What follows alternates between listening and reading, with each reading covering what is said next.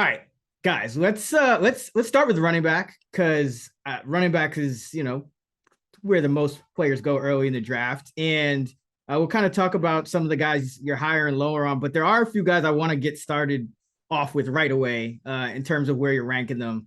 The first one is Alvin Kamara. He is the consensus RB12 on Fantasy Pros. Freedman, what are you doing with Kamara? First, he was going to get suspended. Now he might not. So where you have him?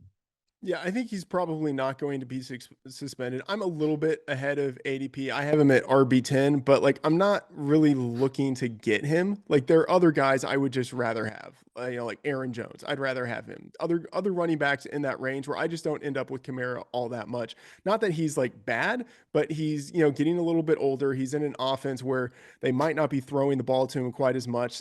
I'm just like I'm around ADP. What would a podcast with Freedman be without calling a 27-year-old running back old?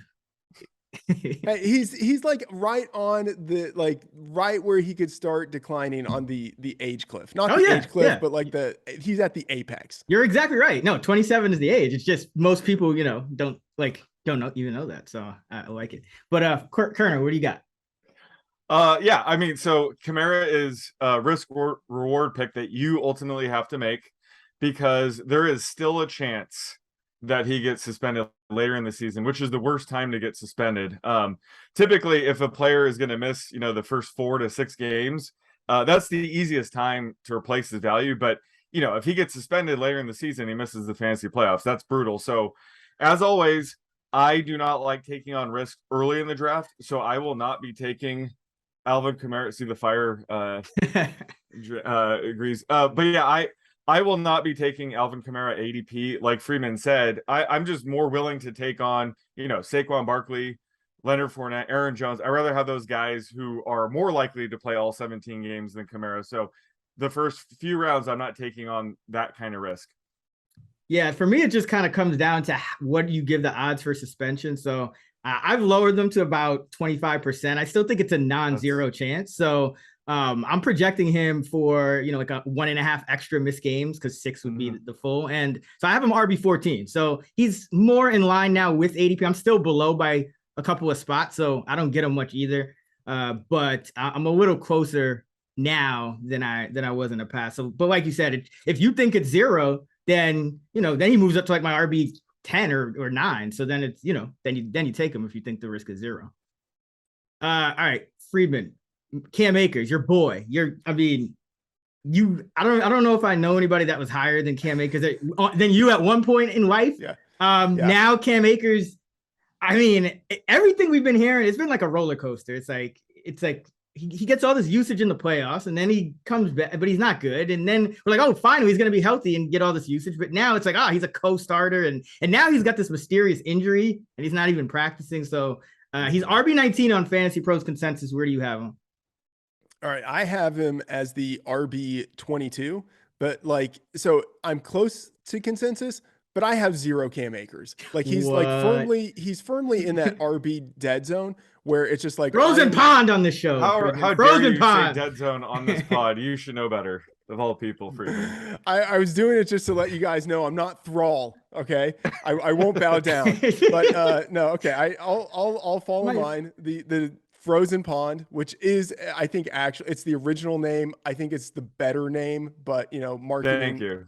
Marketing has gone the way of RB dead zone. I'm just going to say, though, for me, this is like the wide receiver power alley. And that's why I'm not getting that many running backs in this range. So I could be like near ADP on a lot of running backs in this range. And that still doesn't mean I'm taking them just because I prefer wide receivers. But Cam Akers specifically, okay, I know he gets credit for coming back early or like earlier than he should have. But this might sound contrarian. I don't know if he should because he looked like a guy who came back too early. Like when he was playing, he looked like a guy who should not have been on the field because he was coming back too early from a major career altering injury. And I think we should still assume that all of the Achilles history that we have to date is still like, even if medical technology has gotten better and surgery techniques have changed, it is still a very traumatic injury for a guy to recover from. And so even with Akers, if he got the full workload, I still don't think he would be back to his pre-injury self. I think he would be closer to the guy we saw in the playoffs last year. And he's dealing with another injury on top of that. And Raybon, as you said, he's like the co-starter now with Darrell Henderson. Like, I want no Cam Akers. Yeah, and I mean, maybe Sean McVay got spooked too, because he certainly didn't hesitate to use him in the playoffs, and now he's all of a sudden he's changed his tune. Koerner, where do you have Cam Akers this year? Yeah, so I think RB19 is a little high. He obviously runs the risk of being in sort of a 50-50 timeshare with Darrell Henderson, but to be honest, most of the running backs in this range have some sort of RB by committee concerns, hence the frozen pond tier. But yeah, like Freedman said, he's coming back from an Achilles injury last season. So will he be 100% this year? Probably not. Like, that is a career altering injury, and he's already dealing with a mysterious injury. It's undisclosed what it is exactly, but he could be very limited week 1. So he's down to RB24 for me. The reason I still kind of like Akers is I do think he has double-digit touchdown upside in this offense. He should be the goal line back, so he won't need that many carries to have value in this offense. But either way, I rather just wait at the position. This is when I'm targeting my wide receiver 2 or even wide receiver 3 anyway. So I'm passing on Cam Akers at RB19. Yeah, you guys said it well. This is a great spot to just get that wide receiver value. I have him RB24 as well, though.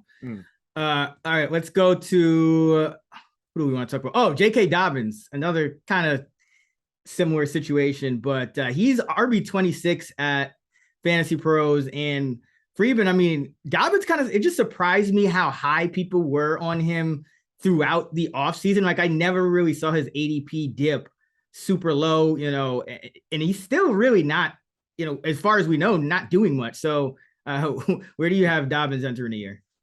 I have him at RB21, but I don't like it. I'll just say, like, I don't. Well, part of it is this is why there are so many bad running backs like in this range that it's like, do I want to put Clyde Edwards-Helaire above J.K. Dobbins? Like, do I want Josh Jacobs above? Like, there's just so many guys. No, Josh Jacobs. The answer is no. Yes. Oh my goodness. No. You talk about, like, he's on a Raiders offense that he could score like 15 touchdowns this year. What? I mean, he could, but he won't. All right. Continue. Yeah. No, I didn't mean to cut you off. So make your case. J.K. Dobbins, like the ACL injury, which he suffered before the season started last year, is not as nearly as catastrophic. Like, we have seen guys come back, and with the full year that he's had to recover, the fact that Gus Edwards isn't going to be out there taking touches immediately. Like, Mike Davis is there, but I don't think he's going to get the share of touches that we would have seen otherwise go to Gus Edwards. I think it's going to be a pretty good offense that leans very heavily on the run based on the offseason moves that they've made. So, I'm higher than consensus on J.K. Dobbins. I'm not rushing out to get him because I'm still targeting wide receivers in this range, but I'm okay with him relative to where he is in the market. Koerner? Yeah, so he's my RB31 right now. I would draft guys like Damian Pierce ahead of him because Dobbins is going to enter the season, with less than 100% workload. I'm afraid we're going to see way too much Mike Davis in the first few games, so get ready for that. But this is an unfortunate time for Dobbins not to be 100% because Gus Edwards is going to miss the first handful of games. So, it seems like they're both going to kind of be healthier at the same time, which limits Dobbins' upside. But I think Dobbins does have touchdown upside. Like, he is going to be the goal line back in this offense. So he has some value there, but RB26 is still a bit rich for me. It's kind of like Saquon Barkley last year where he's entering the season less than 100%. So I'd rather just take guys that are fully healthy in this range who can outproduce them either way. So Dobbins is all the way down to 31 for me, just based on the reports that he's not ready to go. Yeah, I actually have him RB36, and oh jeez, but I mean, it's not really. I mean, there's not that much separating RB31, right, but there is a lot separating, obviously, RB21 and 36.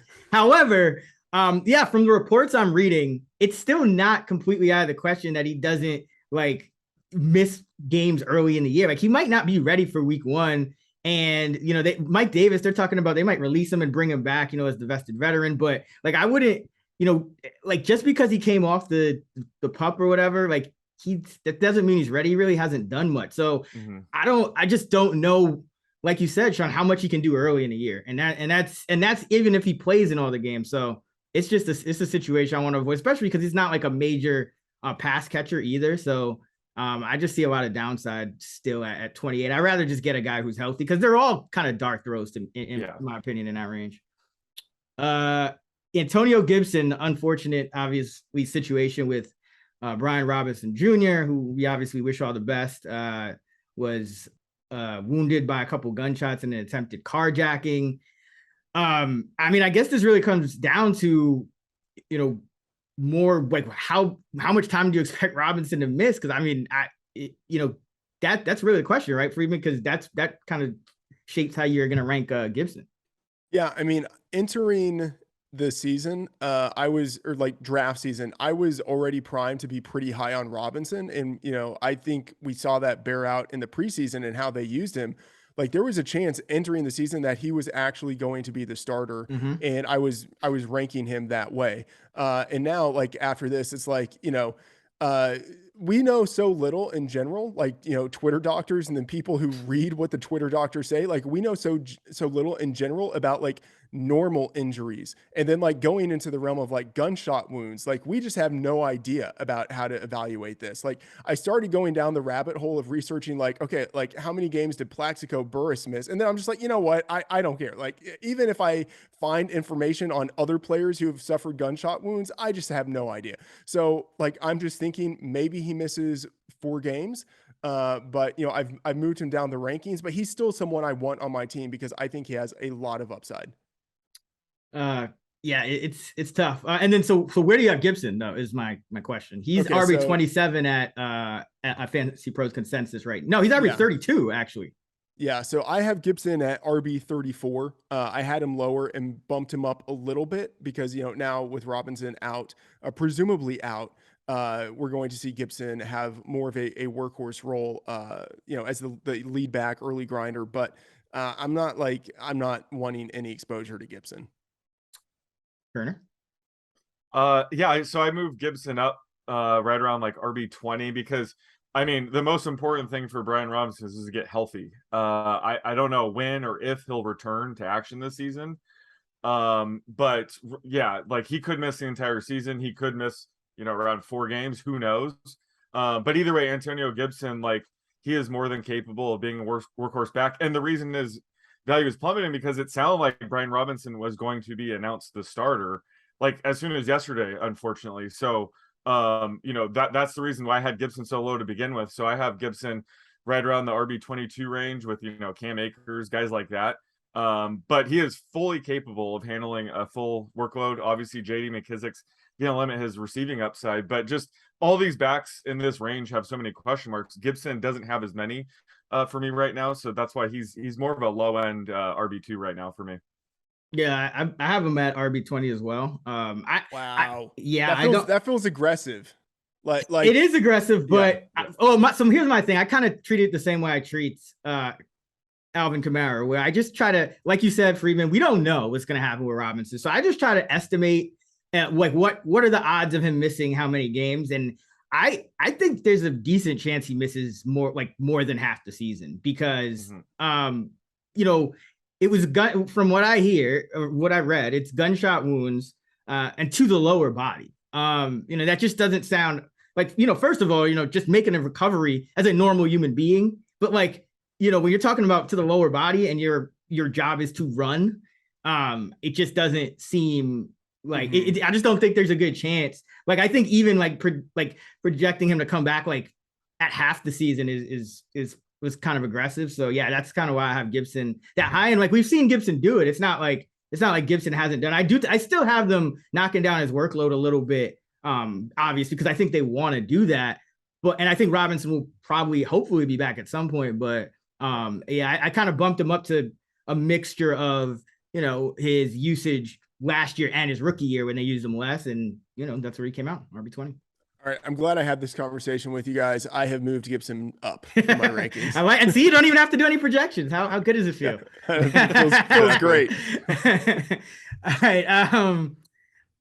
Freeman, just now we can just kind of get into your guys you like or don't like, just compared to the Fantasy Pros consensus. Who are you higher or lower on in the first 8 or 10 rounds? You know, no like crazy sleepers or anything like but just the guys your guys. Who do you like? A couple guys I'm high on. Aaron Jones, I have him at RB7 in the expert consensus. He's RB11 in ADP RB10, and then I'm also higher on Cordarrelle Patterson. I have him at RB25. Consensus is RB36. ADP is RB30. So with Aaron Jones, it's a pretty straightforward thing. Devontae Adams is gone. Marquez Valdez-Scantling is gone. 224 targets have been vacated in their absence, and with those guys gone, I think the Packers lean more on the running game, which helps Aaron Jones. And then I also think that they take some of the targets that had previously gone to wide receivers and they give that to Aaron Jones, who, as we've seen since 2018, has had a pretty big boost in his target share whenever Devontae Adams has been out, and then also whenever MVS has been out. So I think there's room for both Aaron Jones and AJ Dillon to produce. So I think he has a pretty high floor, especially with the scoring prowess that we've seen previously. And then Patterson, I know that he's an older guy, but we saw the production that he had last year, and I think he just has a pretty high chance of replicating the usage he had from last year. 153 carries, 69 targets. Really no one else on that team, like Damian Williams, like he'll get some run. Tyler Algier looks like he's the number 3, number 4 running back. The way they used Patterson in the preseason, like one snap, like the first snap of week 1, and then in bubble wrap, like week 2, one snap, and then like in bubble wrap, so like he is locked in my opinion, as the starter, just based on the like veteran deference that they gave him in the preseason. So with the total lack of talent around him, I think he's going to have a pretty similar workload again. And last year he had, 1,166 yards, 11 touchdowns from scrimmage. Yeah, I like Aaron Jones as well. I think he's gonna have a big year. Anyone you don't like, or you're lower on the consensus that running back? Yeah, a couple guys that I am lower on. Elijah Mitchell. This is just like, I'm not going to take the top back in a Shanahan offense. Like, fool me 5 times in a row, and I'm just going to like pivot to something else. And then the other one is Ken Walker, who has, I think, like a lot of top end talent, and like long term, I'm interested in him, but a bad offense this year. Specifically, I think a subpar offensive line. Playing behind Rashad Penny. Walker is already injured entering the season, dealing with a hernia, and he didn't prove in college that he has a 3-down skill set. So I'm not going to say that he definitely has a limited skill set, but we don't have evidence of him having the 3-down skill set, which means that he might have a limited role in the NFL. So you put all that together, and I'm happy to fade him at ADP. Yeah, there was a point where it looked like Walker could kind of have a similar role to Rashad Penny, and they could split work, and now it's just all gone downhill. Koerner, what about you? Who do you like and dislike at the running back position? So for running backs, I love projecting all the guys at, their value when everybody in the backfield is healthy, and then their value when their key teammate is out of commission. So I think Javonte Williams in the RB1 tier is appealing because he's the only guy in this range who has legit top 5 upside if his backup, Melvin Gordon, misses time. And we got to see a glimpse of that last season when he finished as RB1 the week that Melvin Gordon was out. So I do think he's sneaky still at RB11. Saquon Barkley, Leonard Fournette, I think those guys are way too low. Both of them offer top 5 upside if they're both healthy. In the 20 to 35 range, the 4 guys I just love targeting because I think they just have so much upside and they have a pretty high floor. AJ Dillon, Tony Pollard, Kareem Hunt, Ramondre Stevenson. They're technically the backups to begin the season, but they're going to be able to put up RB2 or flex value even when the starter's healthy.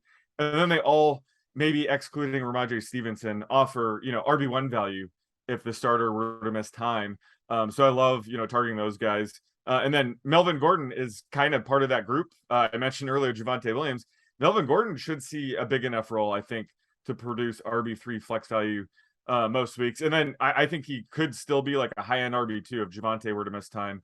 And then later on, Dameon Pierce, his ADP is not 43 anymore. It's more like 28. And I do like taking him there. I think he's clearly going to be the workhorse back on the Texans.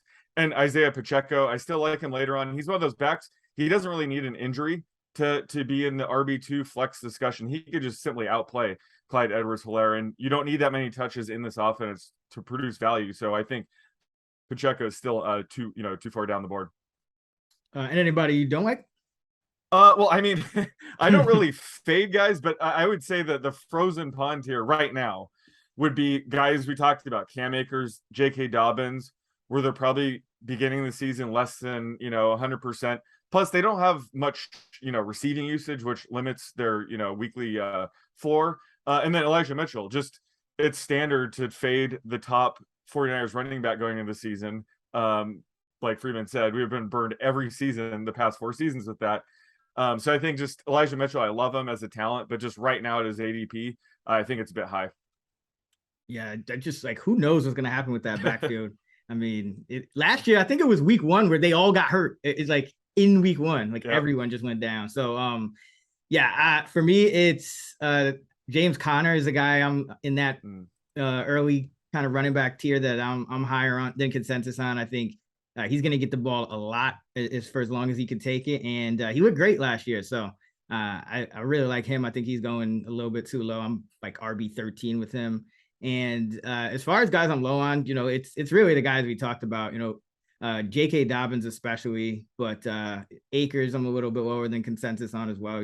Just guys where you have those question marks. But I think you want to kind of mitigate your risk at this point in the draft. And you could still take wide receivers that have a lot higher floors in the spots that you have to draft Akers and Dobbins. All right, let's go to wide receiver. And I want to start with a guy that's been really tough to kind of get a read on for me, and that's Chris Godwin.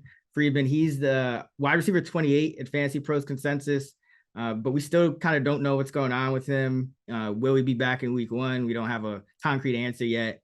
Where do you rank him entering the year? Yeah, I have him at wide receiver 39, and I'm probably too low on him. And like every week, I just like bump him up 1 or 2 spots, but I'm pretty skeptical on a few things. So let's assume that he plays week 1, although like we can't take that for granted, but let's assume that happens. Even if that happens, based on when he suffered the injury near the end of the season, like I don't think he's going to have had like the full time to have a proper rehab on the ACL. So he could still be far less efficient than the Chris Godwin that we saw in previous years with Tom Brady. So that's like the first thing. And then the second thing is that you've had Julio Jones and Russell Gage join that offense. So Gage as more of a slot receiver. We've seen Godwin do his best work in the slot, but now he might have to play a little more outside to accommodate Gage in the slot. So you put that together with Julio Jones there potentially like rotating in and stealing snaps from him. And I'm just kind of skeptical about the entire situation for him. Yeah, those are actually some really good points on that. Koerner, what do you think? Yeah, he's tricky because at wide receiver 28, he's probably going to take a few weeks before you can actually play him. So he's a guy where it depends on your league type. If you're in a home league where you draft in person and somebody in your league is an Eagles fan, they draft AJ Brown, 7th pick overall, one of those leagues where you're going to make the playoffs, then you can target Chris Godwin because ultimately you're going to make the playoffs, and then you have potential mid-range wide receiver 2 for cheap. So in those types of formats, I think it's okay. But in general, I just think the risk outweighs the reward right now at wide receiver 28. Yeah, is it bad that I think the guy who drafted AJ Brown 7th overall might have a better shot than the guy who drafts Chris Brown Godwin at 8? Exactly. Well, yeah, I couldn't say Devonta Smith or something. Like we have to be reasonable here, but. Yeah, it's so I have Godwin at 36. I thought I was going to end up being the lowest. How many games do you have missed, or like are you getting him that low? I'm getting him. I'm putting him at like 4 games missed, but it's just kind of a way to kind of get his catches where I want him, and they're in the mid 60s. So I still, I think there's we don't want to draft these guys who are hurt coming into the year. Like we say this every year. Every year it's easy to get tempted. And like every once in a while, one of those guys will hit. But I mean, more often than not, they don't, for either because, they don't play when we think they're going to play, or they come back too soon and just get hurt again. Or like Freedman said, now the Bucs have more options at wide receiver. So you don't have to play Chris Godwin, like 90% of the time and he's coming back from an ACL like you did, last year when you had that top three and Brown was always missing games. So you had to play Godwin a ton of snaps, but now you have other options. So I just think there's not as much risk at wide receiver 28, but there's still a lot of wide receivers who have the upside to play all 17 games and kind of give you that production. So I'm laying off Godwin there. Let's talk about a kind of similar situation in the sense that a very talented wide receiver who can play inside outside, but coming back from an injury, and that's Michael Thomas. He's at wide receiver 31. Freedman, where do you have him? Yeah, I'm super bullish on him. Probably like to the point of overexposure, but I have him at wide receiver 23. Nick Underhill, who's like an ace beat reporter for the Saints, has said that he thinks Michael Thomas is going to be healthy entering the season. And if that's the case, then I think he is severely undervalued right now. No question. I think he's a risk-seeking selection, but 9.1 yards per target for his career. The last time he played, like we saw how dominant he was. Jameis Winston, I think is.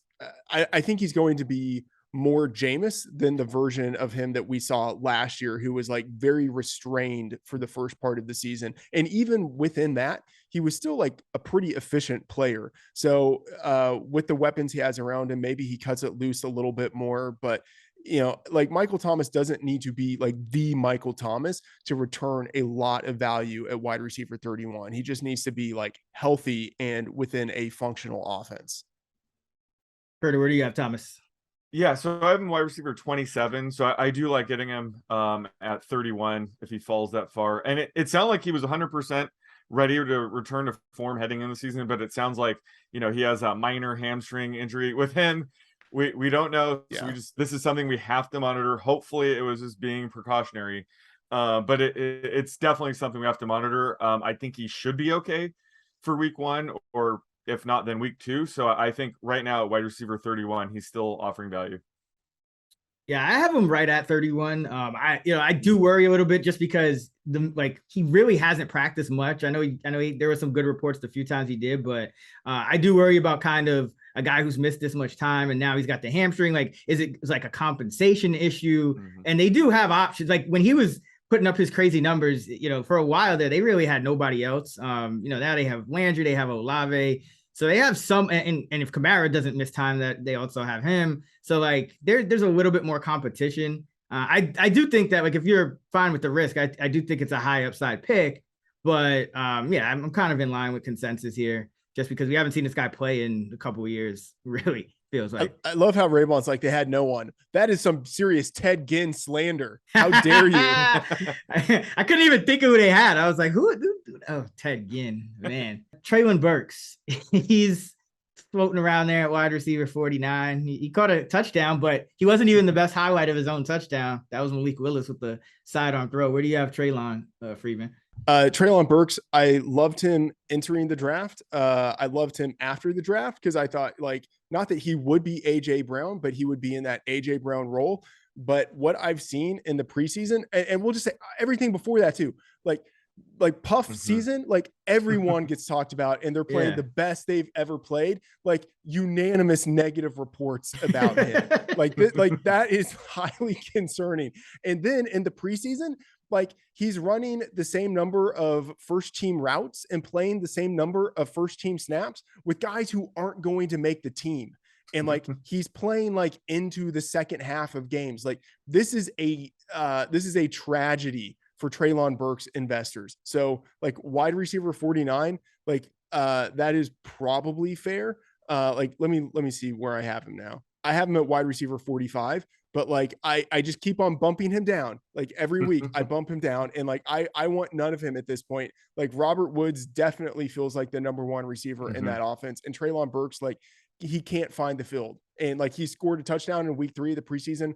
Great. It was on horrible coverage. And I don't care like what your production looks like in the preseason. I just care how many snaps you're playing with the first team. And like, he's not separating. Sure. Where do you have Treylon? Oh, I moved him way down. He's around wide receiver 63 for me right now. And he's a guy, I still think he has a ton of long-term upside. And he still has a wide range of outcomes this season, but it does look like it's going to be closer to the floor than his ceiling. This isn't exactly the Jamar Chase situation last year with the, the white paint on the football thing. Jamar Chase was a generational talent. Burks is still a raw prospect. Go either way. And the fact that he's on such a run-heavy team, there's not as many targets to go around. So like AJ Brown was able to thrive because he's so good, and he had to maintain insane levels of efficiency. So, I don't even think Burks is going to get that playing time early on. He's not able to beat out guys like Kyle Phillips, Nick Westbrook-Akina. I think they're going to be playing more than him early in the season. So he's going to have to fight his way up the depth chart. That's just not a good situation. Like I said, he still does have a high ceiling in this range, but wide receiver 49 is way too high for me. Yeah, I actually have him at 71, so I'm even lower than you. But I mean, I kind of bumped his, I still have him like eventually, like I still have him running the second most routes on the team. So but I am kind of factoring in that it's going to take some time for him to get there, because he is going to be behind, or at least in a 4-way, potentially 5-way rotation on a run heavy team. So there's upside, but there's not as much upside, because it's not like he's not just gonna like hit the ground running in week 1. He's gonna have to work to there. Yeah, I'll say my wide receiver 45 ranking is 100% upside based. It's not looking at like the median outcomes, because the median outcome for him is just like total, like he's on the bench. No, right. That's like, I mean, you still have to balance. Like there's just other guys I think have much higher up, like a lot of other guys that at this point, just based on what we've seen. But yeah, like Freeman, you were on under his receiving yards, right? Like your median for him is pretty low. Yeah, yes, that's fair. Yeah, he's just no longer somebody I want any part of. Hasn't been for a while. Julio Jones is consensus wide receiver 59. I know you were tweeting about him, and do you still like him, Freeman, or where are you at with him? Yeah, I mean, obviously I like Julio Jones. Would it surprise you guys to know that he's like the guy I want the most in fantasy this year? It's like a total Freedman move. This is going to blow up in my face.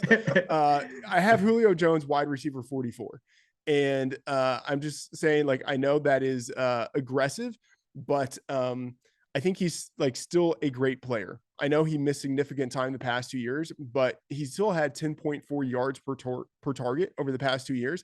Like that is a super elite number. That's like up there with Jamar Chase and Justin Jefferson and Deebo Samuel in the 13 games with a 50% snap rate that he's played since 2020. So over the past 2 years, he's had over 1,000 yards in those games. Like I think he's basically going to have like an Antonio Brown type of rotational role within this offense, not like running the same routes, but the way in which he's used. So he won't be on the field for every play, but when he's out there, I think he's going to be targeted pretty heavily as a pass catching specialist.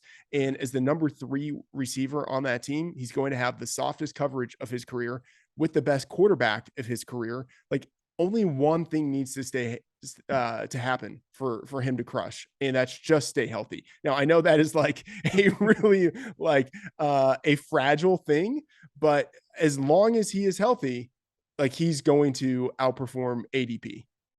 So essentially what you're saying is like wide receiver falls off a cliff after wide receiver 44. Because like you said you had Burks 45 and you just trashed the guy, but Julio's 44 and you just gave him the most glowing review. So like you just have to draft it's the frozen pond of receivers at wide receiver 45. Yeah, it's all upside. It's all upside. Koerner, where do you have Julio? Yeah, I have him wide receiver 54 right now. And this is the range where even if he were to get injured or bust, it won't kill you. So I do like taking, flyers on upside, and not every flyer on upside has to be some young dude. These 33-year-old receivers deserve some love too. But it sounds like Chris Godwin, he's going to be eased in. We talked about that. Russell Gage, his leg injury seems to be more severe than we thought. There's really no update. It doesn't look like he's going to play week 1. So there's a chance Julio could have a pretty big early season role. And one of the most baffling things projecting Julio Jones throughout his entire career is lack of touchdowns. That could change this year. He has Tom Brady throwing balls at him, so he could get off to a hot start. I think he'd be a guy that I would draft to potentially trade away, by like week 4. I think he is going to have a hot start. But then that's when, old, father time might kick in. But yeah, I do think it's wise to kind of invest in Julio at this range. So I like Freedman's bullish rank of 44 in this range, because this is kind of where you want to take shots. Yeah, I got him 45, so I'm right with Freedman. Okay. I just think this is one of those like obvious situations that like in hindsight is just going to be so clear, but it's like, what did the Bucs do? They got Antonio Brown and no one had any idea, and they played him about 2/3 of the snaps and he killed. And now like I feel like they're going to try to do the same thing with Julio. They also, Gronk comes back, he balls out. Like they just do this. Like this is what the Bucs do. They find guys who are legends and squeeze like another few years out of them. And like you said, Gage hurt. Godwin's not 100%. I mean, like there's a non-zero chance that Julio Jones could actually end up like being the number 2 wide receiver on this team in terms of the usage when you add it all up, just because of the other guys being hurt. So I like Julio. I think people are just way too low on him. Just like remember like the recency bias. Like I know he's older, but like everything's in place for him to have a good season. All right, Freedman. Who are some other guys you're higher or lower on than consensus? Yeah, some guys I'm high on. DJ Moore, I have him at wide receiver 10. ADP at Fantasy Pros is wide receiver 15. Gabriel Davis, wide receiver 21. His ADP is wide receiver 26. And then Drake London, I have him at wide receiver 26. That's aggressive, but I don't care. His ADP is wide receiver 40. With DJ Moore, I actually have him 35-1 to lead the league in receiving yardage. He's the only wide receiver in the league with 1,200 yards from scrimmage in each of the past 3 years. He doesn't have much in the way of target competition in Carolina. He still does 25, so he's ascending. And as sad as this is to say, he actually does now have the best quarterback of his career in Baker Mayfield. Gabriel Davis, man, I want pieces of that Buffalo offense, and I think people are underappreciating the breakout that is going to happen with Gabriel Davis. Like he, in terms of how he's been used in the preseason, he has been treated like the clear number 2 wide receiver in that offense. 9.9 yards per target, including the playoffs for his career. He's a legitimate end zone weapon with a 12.1% touchdown rate. He's like now a beefed up 227 pounds. He's just 23 years old, so he is still ascending. And then Drake London, I like targeting rookies in general when I'm looking for upside. Like with veterans, we have a good sense of who they are and like the range of outcomes. With rookies, I think there's more upside with the unknown. And he's precisely the kind of rookie receiver I want. He's big, he's young, turned 21 years old in July. He's entering the NFL early, was, just a junior in his final college season. Elite draft capital, picks number 8 overall, strong college production, over 1,000 yards receiving in 8 games in his final season. Like you put all that together and it's like, he's probably not Larry Fitzgerald. He's probably not Mike Evans, but he checks a lot of the same boxes that those guys checked when they were entering the league. So if I'm going to be aggressive on a rookie, like be a year early, this is the kind of rookie that I'm going to do that with. Yeah, we like us some Drake London as well. Anyone you're down on? Yeah. Allen Robinson, people know, like I've like said, no, the world doesn't want to hear me talk about Allen Robinson anymore. I'm still not as low on him as I used to be, but I'm still low on him. I'm just going to say, like, I'm a little bit skeptical that a guy who sucked as badly as he sucked last year, like no one can deny that he was bad last year. And who he's not like old, but a guy who sucked like that, given the age that he is, like could be right on the cusp of when you start attributing that suckage to age and not to other things that people want to attribute it to. Like it could be that he had a Des Bryant-like decline because he's just a physical type of wide receiver who has lost his juice, instead of like, oh, his quarterback sucked or his coach sucked, or he just wasn't motivated because he hated the team, or like whatever the reason is that you come up with. It might be those, but given the age and given like just how horrible he was last year, it might just be that he's no longer good at football. So like I'm just going to say, like, I know that I am probably wrong, but if he outperforms ADP, I don't think he does it by all that much. And if he underperforms ADP, it could be like him falling through the floor. So I'm just trying to focus on that range on so many other wide receivers that I like and I think have higher floors than Allen Robinson. So he's one guy I'm low on. And then like Adam Thielen for, I feel like, fairly obvious reasons. He's old, he's touchdown dependent. His offense, which will probably be better, but like we don't know if it will be better. Like that has a new head coach coming into it. So we don't know if he's going to be used in the same way. He could lose touchdowns to Justin Jefferson, and because they will have more 3 wide receiver sets, he could actually lose targets to number 3 wide receiver KJ Osborne. So I think there are just a number of reasons to be skeptical about Adam Thielen. Koerner, what about your receivers? You're high and low on. So I'm high on Allen Robinson. I have him at wide receiver. Yeah, we're in mid-season form. Mid-season form. Wide receiver 19. A lot of it has to do with, like, last season I was pretty high on Cooper Kupp and Robert Woods. Unfortunately, I had more shares of Robert Woods in that range. But I was just saying how big of a leap they were going to take having Matt Stafford under center in this offense than Jared Goff. And look what happened there. And I think the same remains true for Allen Robinson. And, this is by far the best quarterback he's ever had, the best system he's ever been in. So I just think getting him at the wide receiver 24 range is too good to pass up. And, earlier in the offseason, he was like wide receiver 28, wide receiver 30. So his ADP has come down a bit, but I still like him inside the top 20. Obviously, I agree with Freeman on Gabe Davis. He's wide receiver 20, but really, I would not be surprised if we're ranking him inside the top 10 at some point this season. Josh Allen just recently said he doesn't even view Gabe Davis as his number 2 target. He's more of a complementary piece with Stephon Diggs. So that goes to show like how big of a role he's going to have in this offense. And he's produced anytime he's had to step up with more playing time. He's always come through. So this season, I can't have too many shares of Gabe Davis. I'm all in. And then also in this range, Brandon Cooks at wide receiver 22. Yeah. Love getting him there. I have him wide receiver 17. I mean, he's just the ideal combo of like a high floor, high ceiling guy, guaranteed to be the number 1 target on this offense. They're going to have to throw a lot this year again. So just love Brandon Cooks in this range. And then later on, I love Elijah Moore. I have him wide receiver 31. He is clearly a bet on talent. It doesn't matter who's under center. He's going to produce. Last season, weeks 8 through 13, he was the wide receiver 2 overall with 4 different quarterbacks. Just goes to show how talented he is.